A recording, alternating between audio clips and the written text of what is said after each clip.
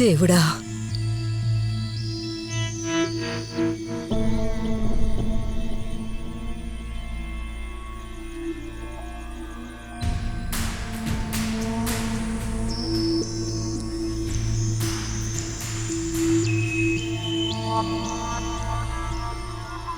కార్తీ, కార్తీ, ఏం చేస్తున్నావు కార్తీ? ఒంటేలకెళ్తున్నాను బామా. బ్రష్ చేసుకున్న సౌండ్ వస్తుంది. టైం ఎంతరా? 4 అయింది. వెళ్ళి పడుకోండి.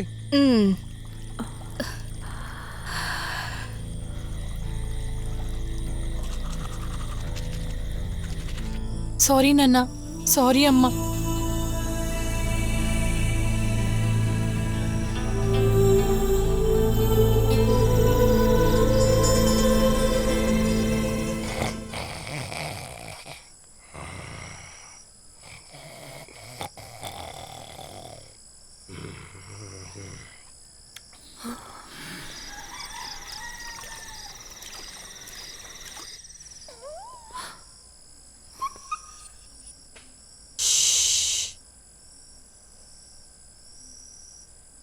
Bye, Jen.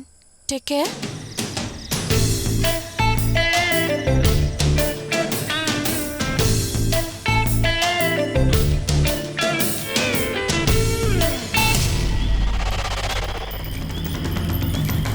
Huh?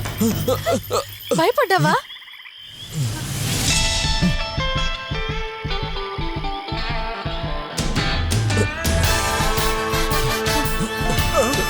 అయ్యయ్యో! దొంగ దొంగ నువ్వు అరవకయ్యా. చూసావా కార్తీక్, రాంగ్ కనెక్షన్ లాగుంది. ఏమంటున్నావు? ఇల్లీగల్. ఎవరైనా చూసారంటే మన మర్యాద పోతుంది. వెళ్ళు. సరిగ్గా ఇరుక్కున్నారు.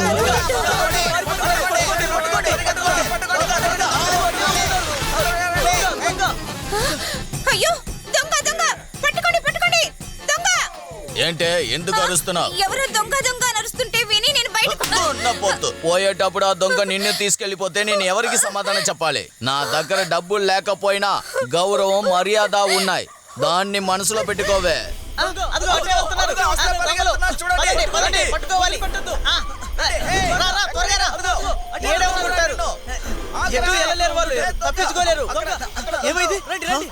మనల్ని అక్కడ చూసింది ఆ కుమార్ అంకుల్ వైఫే కదా? ఎవరైనా చూసింటారు కదా?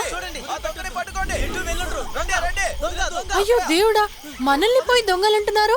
అక్కడ దొంగతనం చేస్తుంది ఎవరో తెలుసు కదా? వదలకండి వదలకండి. ఒరే, నువ్వు అటు సైడ్ వెళ్ళి చూడు. రండి.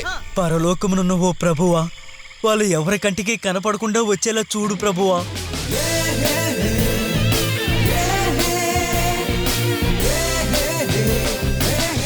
నేను తీసిన గొత్తులో నేనే పడుతాను. మనం పైకి విసిన రాయి మన మీదే వచ్చి పడుతుంది.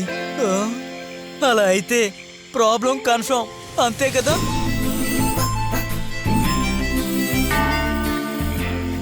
భగవంతుడా, వచ్చేశారు.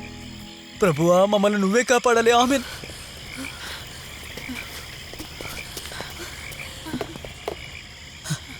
రండి రండి, త్వరగా రండి. రా, త్వరగా రా. Fast come. రా, ఎక్కు. వెళ్ళండి, లోపలికి వెళ్ళండి.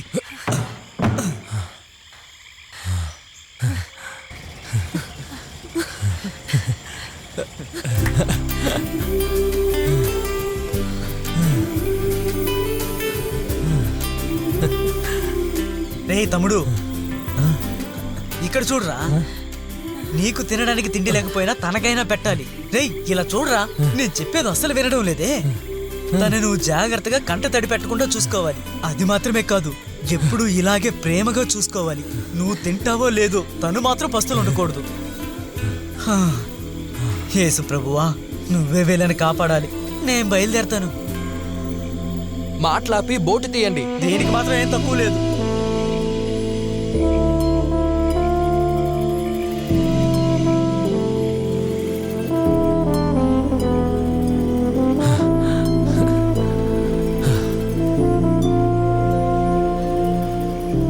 ఏంటి ఆలోచిస్తున్నావు?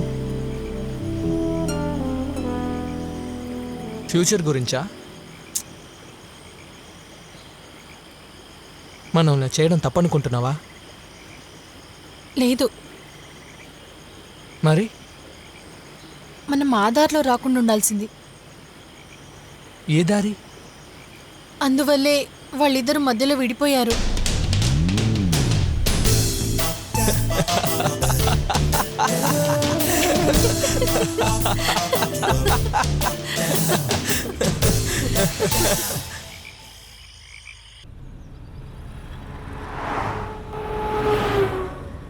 నా జేబులో ఉన్న డబ్బేమైంది?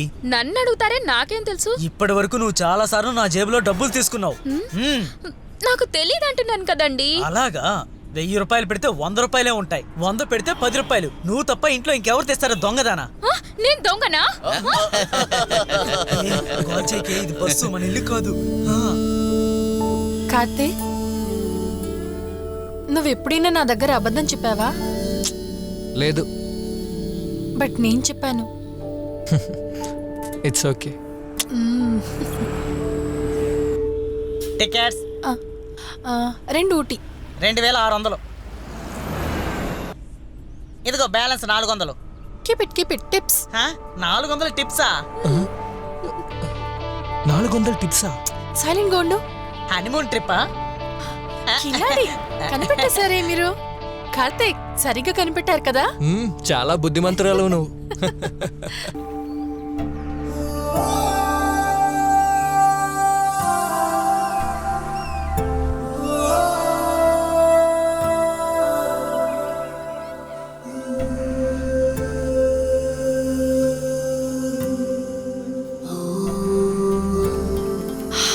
Fables. Good morning. Good morning. Newly married? Just married. Oh, okay.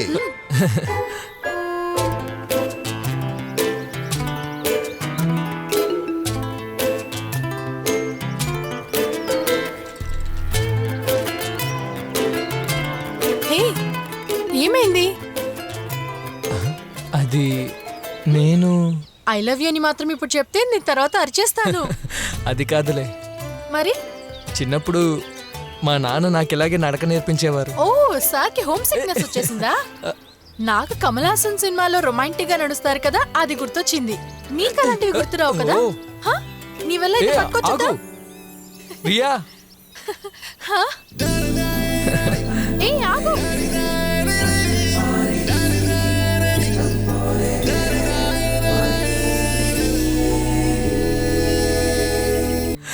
I'm going with Karthik. తను ఇలా చేసిందంటే దానికి కారణం ప్రేమే కదా. కంబైన్ స్టడీస్ అని చెప్పి ఇద్దరిని ఇప్పుడు ఇంట్లో నుంచి బయటికి వెళ్ళేలా చేశారు కదా. నేనేదైనా చెప్తే నన్నేమో తిడుతూ ఉంటారు. చిన్న పిల్లల మీద సందేహం పడితే వాళ్ళకి మన మీదున్న రెస్పెక్ట్ పోతుందని ఆ రోజు అన్నారు. ఇప్పుడు ఏమైందో చూసారా? ఆ కుర్రాడి ఇంటి వాళ్ళు ఎవరు? మీ వాళ్ళేనా? నేను ఆడిటింగ్కి వెళ్ళొచ్చేది మాథ్యూ బోట్లోనే. బోట్లో అటు ఇటు వెళ్తూ వస్తుండగా చూసి చిన్న స్మైల్, అంతే, అంతకుమించి ఏమీ లేదు. ఎంత ధైర్యం! లెటర్ రాసి వెళ్ళిపోయాడు. పిల్లల్ని గారాబం చేస్తే ఇలాగే జరుగుతుంది. ఆ మాథ్యూ ఇంటికి వెళ్ళి చూసొద్దామా? ఏదైనా సమాచారం దొరుకుతుందేమో. ముందు పోలీస్ స్టేషన్కి వెళ్ళి కంప్లైంట్ ఇవ్వండి. చెప్పారని నేను కంప్లైంట్ ఇచ్చాను అనుకోండి, కానీ ఊర్లో అందరికీ తెలిసిపోతుంది. తర్వాత మంచి రిలేషన్షిప్ పాడవుతుంది. అది కాకుండా చర్చి పెద్ద మనిషికి తెలిస్తే ఏమవుతుంది? దేవుడే కాపాడాలి. ఇప్పుడు ఏం చేయాలి మరి? ముందు వాళ్ళు ఎక్కడ ఉన్నారో తెలుసుకోవాలి. ఆ తర్వాత వాళ్ళకి కౌన్సిలింగ్ ఇచ్చి మన ఇంట్లో వేరే మతస్థులు ఉండడం చాలా కష్టం అని వాళ్ళకి తెలియపరచాలి. వాడు మదం మారితే అన్ని తేలికవుతుంది. నేను ఇక్కడ నా కూతురు గురించి బాధపడుతూ ఉంటే మీరు చర్చికి మనుషుల్ని పోగు చేయడంలో ఆలోచిస్తున్నారా? మనం వాళ్ళని త్వరగా కనిపెట్టకపోతే వాళ్ళిద్దరూ కాపురం చేయడం మొదలు పెడతారు. అలా అయితే పిల్లలుంటారు. రీటా, చిన్నప్పుడు మసూలీపట్నంలో నేను తాయారమ్మ మట్టి కుండ పెట్టుకొని వంట చేసే ఆటలో ఆడేవాళ్ళం. కానీ ఇప్పుడు వచ్చి అలాంటి ఆటలు నీతో నేను కలిసి ఆడలేదు అని చెప్తే అది ఎలా ఒప్పుకోగలను చెప్పు? ఏమంటున్నారు? అంటే ఇది చిన్న పిల్లలు ఆడే ఆట లాంటిది, కొన్ని రోజులు మర్చిపోతారు. Rita, go inside. ఏంటి మాథ్యూ, పొద్దు కాకముందే వాళ్ళు ఇద్దరు వెళ్ళిపోయారంటే వాళ్ళకి సహాయం చేయడానికి ఎవరైనా ఉంటారు కదా, సరేనా? అయ్యో ప్రభువా. బ్లడీ వద్దు, రాస్కల్. కొట్టొద్దు, విశ్వాసం కొట్టొద్దు. లేని యదవ. ఇక నేను వీడి ముఖం కూడా చూడకూడదు. వీడిని ఇక్కడ పనోడుగాన చూశాను, ఇంట్లో ఒకడిగా చూశాను. అయినా వీడేం పని చేశాడో చూసారా? చాలు మాథ్యూ.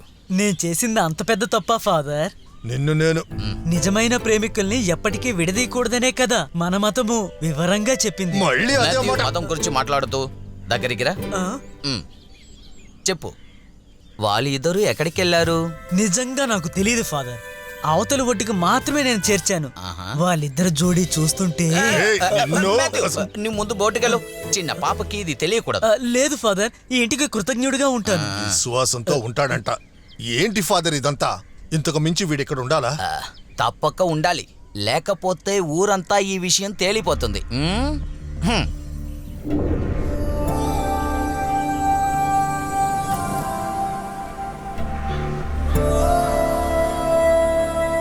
రండి సార్, లోపలికి రండి.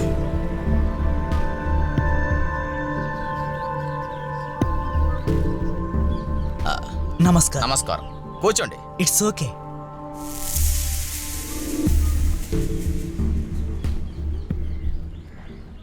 ఇంతవరకు జరిగిందంతా మర్చిపోండి. ఇంతవరకు తప్పుగా ఏదీ జరిగుండదని నమ్ముదాం. కానీ వాడు తనని తీసుకుని ఎక్కడికి వెళ్ళాడో కాస్త మీకు తెలిస్తే చెప్పండి. ఇలా చూడండి మాథ్యూ సార్, నాకేమీ తెలియదు. ఫాదర్, రోజు ఒక్క పూటైనా వాడు నా పక్కన కూర్చొని తింటాడు. ఒకే ఒక్క ముద్ద నా కంచంలో నుంచి తింటే నాకు తృప్తి.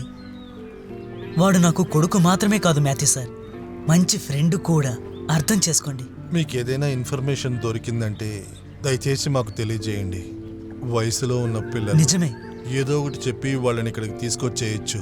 అంతవరకు మన ఇద్దరి కుటుంబాలు తప్పితే వేరే ఎవరికీ తెలియకూడదు. ఆ.